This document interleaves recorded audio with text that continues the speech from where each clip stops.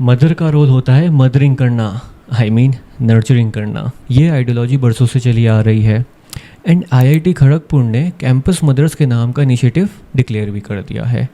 कुछ एक दो आर्टिकल्स पढ़े तो समझ में आया एक रीज़न है वेलबींग।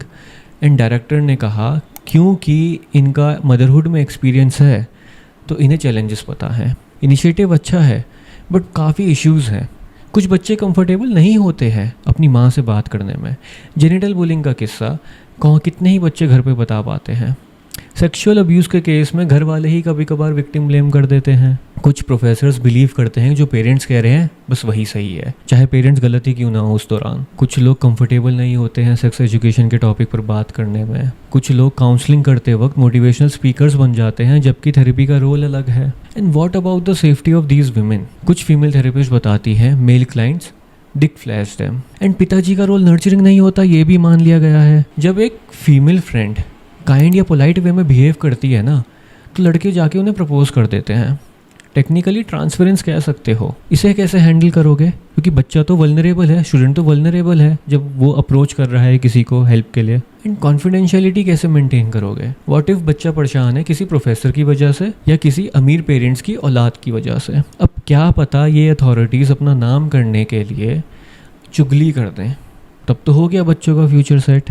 जब किसी को पता है कि बच्चा वल्नरेबल है तो कोई स्टाफ ही उनका फ़ायदा उठा ले। कुछ विमेन लड़कियों को स्लट शेम कर देती है। व्हाट इफ एडवाइस गिवर्स बनकर इंटरनलाइज पेट्रियार्की का प्रचार होना शुरू हो गया? मामला बहुत सेंसिटिव है। एंड जब आप देखते हो कि लीगल सिस्टम पैसों वालों का है कभी कभी, तो कहाँ जाओगे जस्टिस के लिए अगर कुछ गलत होता है?